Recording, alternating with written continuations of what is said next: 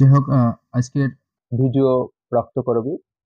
চেষ্টা করব আপনার ভিডিওটি পুরোটাই তথ্যবহুল রাখার। এখানে আপনাদের হয়তো যদি উপকারে আসে তাহলে আপনারা পাশে থাকবেন এবং আপনারা চেষ্টা করবেন ভিডিওটি পুরো দেখার। কারণ প্রথম থেকে শেষ অবধি পুরোটাই তথ্যে ঠাসা হবে। যাই হোক, শুরু করা যাক, বেশি কথা বাড়াচ্ছি না। এই রক্তকরবী আপনারা প্রত্যেকেই জানেন যেটি রূপক এবং সাংকেতিক নাটক। এই রূপক এবং সাংকেতিক এই নাটকটি রবীন্দ্রনাথ শিলং পাহাড়ে বসে লিখছেন। যখন তিনি শিলং পাহাড়ে যাচ্ছেন তখন রবীন্দ্রনাথের সঙ্গী কিন্তু অনেকেই ছিলেন। কারা, কারা ছিলেন? আ যে রবীন্দ্রনাথের থাকছেন সহযোগী হিসেবে ছিলেন রবীন্দ্রনাথের পুত্র রথীন্দ্রনাথ ঠাকুর, তার স্ত্রী প্রতিমা দেবী, পৌত্রী মানে রথীন্দ্রনাথ এবং প্রতিমা দেবীর পালিত কন্যা নন্দিনী, যার ডাকনাম পুপে। এছাড়াও ছিলেন দহিত্রী নন্দিতা, যার ডাকনাম বুড়ি, রানু অধিকারী এবং একজন বিদেশী গ্রেচেন গ্রিন। এই নাটকটি সম্পর্কে আ বিশেষভাবে আরো কিছু বলার, সেটা হচ্ছে এই নাটকটি ১৯২৩ সালে রবীন্দ্রনাথ যখন লিখবেন, তখন ভাবছেন, তখন অমিয় চক্রবর্তীকে তিনি একটি চিঠি লিখেছিলেন এবং সেই চিঠিটিতে রবীন্দ্রনাথ নাটকটিকে কি বলছে দেখুন যে, "তুমি এবার শিলংয়ে এলে খুশি হতুম। আমার শরীর অনেকটা সুস্থ হয়েছে। বিশ্বভারতী ত্রৈমাসিকের জন্যে প্যারাগ্রাফ আকারে একটা লেখা শেষ করেছি। একটা নাটক গোছের একটা কিছু লেখবার ইচ্ছে আছে।" এই যে নাটক গোছের বলে যা উল্লেখ করছেন সেটি আসলে আর কিছুই না, এই রক্তকরবী নাটকেরই খসড়া। তবে রবীন্দ্রনাথ এখানে একটি কথা বলছেন যে ভূমিকায়, যে রবীন্দ্রনাথ নাটকটি সম্পর্কে বলছেন যে এই নাটকটি সত্যমূলক। হ্যাঁ, অনেকটাই সত্যমূলক, এই কারণে রবীন্দ্রনাথের সঙ্গে যখন রাধাকমল মুখোপাধ্যায়ের কথাবার্তা চলছে, রাধাকমল মুখোপাধ্যায় কবি এবং অধ্যাপক, আ যিনি রবীন্দ্রনাথকে কেন্দ্র করে একটি প্রবন্ধ লিখেছিলেন প্রথম দিকে ব্যঙ্গ করে, বা বলতে পারি সমালোচনা করে, যে রবীন্দ্র সাহিত্যে বস্তুতন্ত্রহীনতা, এবং তিনি অভিযোগ করেছিলেন যে রবীন্দ্র সাহিত্যে আসলে বস্তুতন্ত্রহীনতা। তখন রাধাকমল যখন মুম্বাইয়ে কাজ করছিলেন এবং সেখানকার যে শিল্প অঞ্চলের মানুষদের কথাবার্তা রবীন্দ্রনাথের আ সামনে উপস্থাপন করেছেন, তখন রবীন্দ্রনাথ খুব মনোযোগ দিয়ে শুনেছিলেন এবং তাদেরই হয়তো কোনো এই যে যন্ত্র এবং শিল্পের যে দ্বন্দ্ব এবং সংঘাত এখানে নাটকে দেখা যায়, সেই বিষয়টি হয়তো এখানে উঠে এসেছে বলে রবীন্দ্র জীবনীকাররা মনে করছেন। তো যাই হোক, এই নাটকে কিন্তু অনেক বাস্তব চরিত্র আমরা পাচ্ছি। অনেক সাহিত্যিক বা সমালোচক বা জীবনীকাররা উল্লেখ করছেন। যেমন দেখুন, রবি জীবনী প্রণেতা প্রশান্ত কুমার পাল বলছেন যে অধ্যাপক চরিত্রে আসলে রাধাকমল মুখোপাধ্যায় নাকি চরিত্রের ছাপ রয়েছে। আ এই রাধাকমল তো আপনাদেরই বললাম যে আ ১৩২১ খ্রিস্টাব্দে তিনি রবীন্দ্র সাহিত্য বস্তুতন্ত্রহীনতা বলে অভিযোগ করছেন। এরপর আরেকজন সাহিত্যিক মানে সমালোচক অধ্যাপক ডক্টর বিশ্বনাথ রায় তার যক্ষপুরীতে রাজবন্দী ও কয়েকজন প্রবন্ধে দীনেশচন্দ্র ও বিধানচন্দ্রকে যথাক্রমে পুরাণবাগীশ এবং চিকিৎসক চরিত্রের সঙ্গে মিল খুঁজে পাচ্ছেন। এই বিশ্বনাথ রায় আবার তার আরেকটি প্রবন্ধ রবীন্দ্রনাথ ও নজরুল প্রবন্ধে উনি বলছেন যে বিশ্বপাগল চরিত্র আসলে নাকি কাজী নজরুল ইসলামের চরিত্রের আদলে তৈরি। তো আপনারা এই যে আদলগুলো, যদি কখনো এরকম প্রশ্ন এসে থাকে তাহলে আপনারা সেই বিষয়টা জানতে পারছেন। এবং রবীন্দ্রনাথ এই নাটকটি যখন শিলংয়ে পাঠ করছেন তার পাঠ প্রতিক্রিয়াটি একটু জেনে নেব। যে শিলংয়ে থাকাকালীন রবীন্দ্রনাথ এই নাটকটি শুনিয়েছিলেন পরিজন এবং তার সমাগত ব্যক্তিদের মধ্যে, এবং সেই ব্যক্তিদের মধ্যে উপস্থিত ছিলেন হেমেন্দ্র কুমার রায়, এবং তার কথা আমরা জেনে নিই। যে তিনি বলছেন যে, "বাংলাদেশের নাট্য তথা সাহিত্য জগতে আর কারুকেই আমি রবীন্দ্রনাথের মতো আবৃত্তি করতে শুনিনি।" শৌখিন নাট্যশালায় রবীন্দ্রনাথ বলে তার যে বই আছে সেই বই কিন্তু উল্লেখ করছেন তিনি। তো যাই হোক, রবীন্দ্রনাথের এই রক্তকরবী নাটকের প্রকাশকাল আমরা জেনে নিই যে ১৩৩১ বঙ্গাব্দ, মানে ১৯২৪ সালের আশ্বিন সংখ্যায় প্রবাসীতেই প্রথম সম্পূর্ণভাবে মুদ্রিত হচ্ছে। তবে পুস্তক আকারে কবে, যে ১৩৩৩ বঙ্গাব্দের ১২ই পৌষ, মানে ইংরেজি ২৭শে ডিসেম্বর ১৯২৬ সালে বিশ্বভারতীর গ্রন্থালয় থেকেই কিন্তু এটি প্রথম প্রকাশিত হচ্ছে, এবং প্রকাশক ছিলেন জগদানন্দ রায়, এবং মুদ্রণ সংখ্যা সেই সময় ১১০০। এবং রবীন্দ্র জন্ম শতবার্ষিকী যে সংস্করণ, সেখানে যে রক্তকরবীর প্রচ্ছদ শিল্পী ছিলেন কিন্তু, যিনি যেই বইটি বের হচ্ছে তখন, তার গগনেন্দ্রনাথ ঠাকুর। তবে এই নাটকটি শুরুর আগেও কিন্তু, বা লেখা প্রকাশের পূর্বে কিন্তু বিজ্ঞাপন দিয়েছেন। সেই বিজ্ঞাপনটি কিন্তু প্রবাসী পত্রিকায় প্রকাশের পূর্বে বিজ্ঞাপনটি ১ম ২৬শে জুলাই ১৯২৪ সালে আনন্দবাজার পত্রিকায় কিন্তু প্রকাশিত হচ্ছে। এবার আমি একটু আলোচনার সুবিধার্থে আপনাদের বা জানার সুবিধার্থে অনেক তথ্য আলোচনার জন্য পান্ডুলিপি নিয়ে একটু আলোচনা করব। এই নাটকটির ১১ টি মতো পান্ডুলিপি পাওয়া যাচ্ছে। এবং সেখানে জাস্ট আমি তথ্যগুলো আলোচনা করছি। দেখুন, আ রবীন্দ্রনাথের একমাত্র গ্রন্থ যেখানে সর্বাধিকভাবে পান্ডুলিপি পাওয়া যাচ্ছে, এবং সেই ১১ টি পান্ডুলিপি কিন্তু শান্তিনিকেতনে রক্ষিত আছে।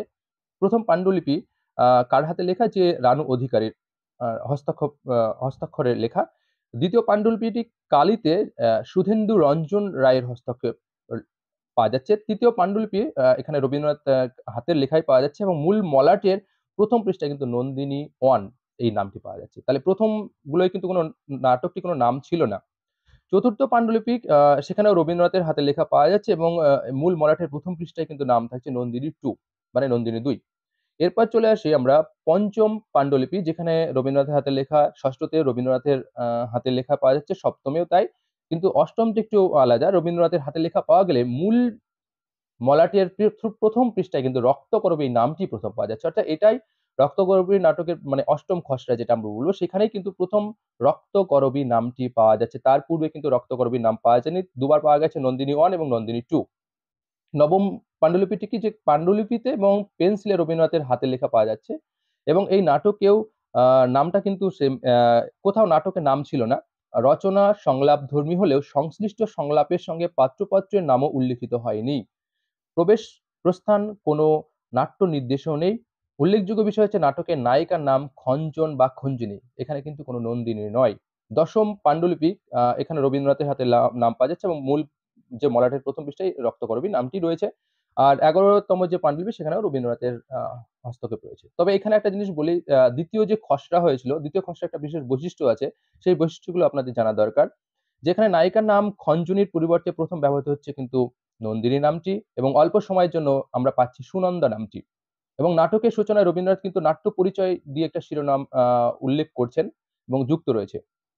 এই খসড়ায় রবীন্দ্রনাথ যে রক্তকরবী এই ফুলটির প্রথম মানে দুবার উল্লেখ রয়েছে। যেমন কোথায় কোথায় দেখুন যে, আমাকে মানাবে না রক্তকরবী 1, আর 2 নম্বর হচ্ছে তোমার ওই করবীর মালা দাও আমাকে পরিয়ে। এই যে দুটো জায়গায় রক্তকরবী পাওয়া যাচ্ছে। এবং আরেকটা জিনিস বলি যে প্রথম খসড়ায় কিন্তু আহ আহ, ফাগুলাল এবং চন্দ্রার সংলাপ দিয়ে শুরু হয়েছিল এবং দ্বিতীয় খসড়ায় কিন্তু এখানে একটা বৈশিষ্ট্য, সেটা হচ্ছে রাজা এবং নন্দিনীর সংলাপ দিয়ে। এরপর তৃতীয় সংলাপের মানে তৃতীয় খসড়ার বৈশিষ্ট্যটা দেখুন যে নাটকের সূত্রপাত হচ্ছে অধ্যাপক ও নন্দিনীর সংলাপ দিয়ে। তাহলে প্রত্যেকটা কিন্তু ব্যতিক্রম মানে সূত্রপাতটা। এবং চতুর্থ খসড়ায় একটা জিনিস পাচ্ছি, সেটা হচ্ছে নন্দিনীর শিরোনামে মুদ্রিত হচ্ছে। দশম খসড়া যেটা আমরা বিশ্বভারতী থেকে প্রকাশিত হয়েছে, যেটাই এই খসড়াটি কিন্তু 1331 বঙ্গাব্দের আশ্বিন সংখ্যায় প্রবাসীতে রক্তকরবী নামে প্রথম মুদ্রিত হচ্ছে এবং প্রথমে উল্লেখ করেছিলাম প্রকাশকাল, যেখানে ওই 1300 আমরা বলেছিলাম যে বিশ্বভারতী গ্রন্থনালয় থেকে প্রকাশিত হয়েছিল, সেটা আপনারা জানেন 1926 সালে। যাই হোক, আমি এখানে উল্লেখ করলাম না। তবে যে নন্দিনী এই রক্তকরবী নামটি যে যক্ষাপুরী প্রথম পাওয়া যাচ্ছে, সেগুলো কয়েকজনের স্মৃতিচারণ থেকে আমরা উল্লেখ করি। দেখুন পাচ্ছি কিভাবে, যে সীতাদেবী তার পুণ্যস্মৃতি বলে একটি গ্রন্থ রয়েছে, সেই গ্রন্থে কিন্তু বলছেন যে নাটকটি প্রথমে যক্ষপুরী নাম, পরে নাম বদলিয়ে নাকি রক্তকরবী হচ্ছে। পরে আবার আমরা একটা বইয়ে পাচ্ছি যে শান্তিনিকেতন সাময়িক পত্রে রবীন্দ্র প্রসঙ্গ থেকে জানতেও পাচ্ছি যে এর নাটকটির প্রথম নাম যক্ষপুরী যক্ষপুরী।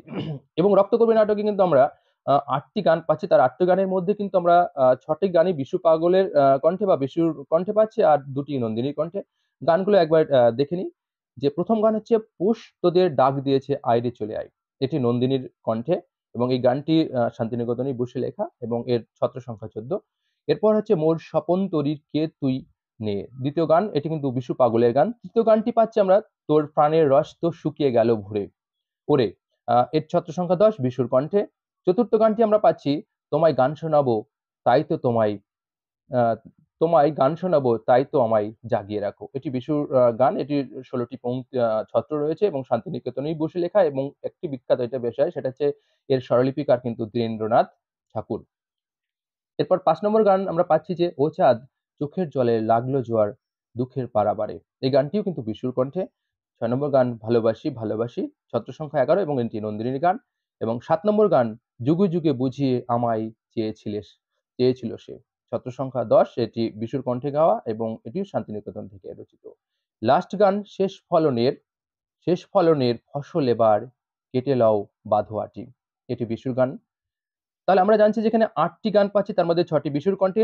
কোন কোন গানটি? যে 2 নম্বর, 3 নম্বর, 4 নম্বর, 5 নম্বর, 7 নম্বর, 8 নম্বর, এই গানটি হচ্ছে বিশুর। আর 1 এবং 6 নম্বর গান পাচ্ছি আমরা নন্দিনী কণ্ঠে। যাই হোক, এবার আলোচনায় একটু আসি যে রবীন্দ্রনাথের এই রক্তকরবীর অনুবাদ, মূল রক্তকরবী অনুবাদের পূর্বে কিন্তু লন্ডনের ম্যাকমিলান কোম্পানি ইংরেজি তর্জমা 1925 সালে কিন্তু প্রথম প্রকাশ করছেন। যাই হোক, আর 1923 সালে 6 সেপ্টেম্বর রানু অধিকারীকে রবীন্দ্রনাথ চিঠিতে কি বলছে দেখুন, যে বেনুয়াকে নিয়ে এখনো আমার নন্দিনীর তর্জমা করে চলেছি। কাল সকালে বোধহয় শেষ হয়ে যাবে। তবে প্রশান্ত কুমার পাল, যিনি রবীন্দ্র জীবনীকার, তার মতে কি হচ্ছে যে দেখছি যে বহুরূপী পত্রিকায় মুদ্রিত পাঠটি বেনোয়ার বেনোয়ার সহায়তায় রবীন্দ্রনাথ তর্জমা করেছেন। অর্থাৎ বেনোয়ার বলে একজন ব্যক্তি, তার সহায়তায় কিন্তু রবীন্দ্রনাথ তর্জমা করছেন। কবিকৃত ইংরেজি তর্জমা রেড অলিয়েন্ডার্স গগনেন্দ্রনাথ ঠাকুরের চিত্র সম্মিলিতভাবে প্রকাশিত হয়েছে, আপনারা প্রত্যেকেই জানেন। তবে এইটি কিন্তু একটা বিশেষ সংখ্যায় প্রকাশিত হয়েছিল এবং এটি কিন্তু লেনার্ড এলমহাস্টকে উৎসর্গ করেছেন। পরবর্তীকালে যখন এইটি স্বতন্ত্র পুস্তক আকারে বের হচ্ছে, তখন কিন্তু তিনি এই উৎসর্গপত্রটি আর পাওয়া যাচ্ছে না। এবং কবি ছাড়াও কিন্তু আনন্দলাল বলে একজন ব্যক্তি, তিনি রক্তকরবীর তর্জমা করছেন। এবার অভিনয় প্রসঙ্গে আসি। অভিনয় নিয়ে বহু বিতর্ক রয়েছে। আগে বিতর্কটি আলোচনা করি, যে রবীন্দ্র জীবনীকার প্রভাত কুমার মুখোপাধ্যায় লিখছেন যে কবির জীবদ্দশায় নাকি রক্তকরবী কখনো অভিনীতই হয়নি। যাই হোক, এটি ভুল। আমরা অভিনয়গুলো দেখে নিই। প্রথম অভিনয় কলকাতা নাট্য নিকেতনে হচ্ছে 1934 সালের 6 এপ্রিল, এবং দ্য টেগোর ড্রামাটিক গ্রুপের উদ্যোগে প্রবোধন প্রবোধেন্দ্রনাথ ঠাকুরের প্রযোজনায় বিহারের যে ভূমিকম্প হয়েছিল তাদের যে সাহায্যার্থে এই অভিনয়টি হয়েছিল। এবং পরবর্তীকালে আমরা জানছি যে শান্তিনিকেতনে সর্বপ্রথম রক্তকরবীর অভিনয় হচ্ছে 18 ফেব্রুয়ারি 1947 খ্রিস্টাব্দে। এবার আরেকটি কয়েকটি তথ্য জেনে নেওয়া ভালো, যে রক্তকরবীর যে পঞ্চম খসড়ার অনুলিপি কে ছিলেন? অমিয় চক্রবর্তী। ষষ্ঠর অনুলিপি ছিলেন সুধেন্দু রঞ্জন রায়, এবং নবমের খসড়ার অনুলিপিকার ছিলেন রানু অধিকারী। এছাড়াও এখানে যন্ত্রের সাথে মানবের বিরোধ কিন্তু দেখানো হয়েছে। এছাড়া আরেকটা জিনিস আপনাদের বলেছিলাম, যে কবি অধ্যাপক রাধাকমল মুখোপাধ্যায়ের মুখে বোম্বাইয়ের যে শিল্পাঞ্চলের শ্রমিক জীবনের যে কাহিনী কবি মনোযোগ দিয়ে শুনেছিলেন, সেই মনোযোগ দিয়ে কাহিনীটা শোনা কাহিনীটি আসলে এখানে তার রূপ পেয়েছে কিন্তু রক্তকরবী নাটকে। আরেকটা জিনিস, এবার কয়েকজন সমালোচক সমালোচনা করেছেন দেখুন, যে সমালোচনা কি করছেন, যে রক্তকরবী নাটকটিকে কঠিনতম ভাবনাট্য, রূপক এবং গল্প কাহিনীতে অবিচ্ছেদ্যভাবে জমাট বাঁধিয়েছে, এই কথাটা বলছেন সুকুমার সেন তার বাংলা সাহিত্যের ইতিহাস গ্রন্থে। আরেকজন কি বলছেন দেখুন, যে রবীন্দ্রনাথের নাটকগুলির মধ্যে রক্তকরবীর স্থান অনেকটা হ্যামলেটের মতো, এটি উল্লেখ করছেন ধীরেন্দ্রনাথ দত্ত। আপনারা মোটামুটি জানলেন, তবে রক্তকরবী কেন্দ্রিক দুটি বইয়ের নাম এখানে না বললেই নয়। সেটা হচ্ছে এক কবিগুরুর রক্তকরবী, লেখক হচ্ছে তপন কুমার বন্দ্যোপাধ্যায়। আরেকটি হচ্ছে রক্তকরবী তত্ত্ব ও তাৎপর্য, লেখকের নাম হচ্ছে শ্রী ধীরেন্দ্রনাথ ঘোষ। মোটামুটি আমি চেষ্টা করলাম রক্তকরবী নাটকের রচনা প্রকাশকাল থেকে শুরু করে A to Z একটা জায়গায়। আপনাদের যদি ভিডিওটি ভালো লেগে থাকে অবশ্যই শেয়ার করতে ভুলবেন না, এবং অবশ্যই সাবস্ক্রাইবও করবেন। আমি প্রতিটি নাটকের উপর এইভাবে আলোচনা করার চেষ্টা করব। যদি কোনো ভুল ত্রুটি থাকে আপনারা কমেন্টসে লিখবেন। আমি সংশোধন করার চেষ্টা করব। আর যদি ভালো লাগে অবশ্যই কমেন্টস করতে ভুলবেন না। ধন্যবাদ।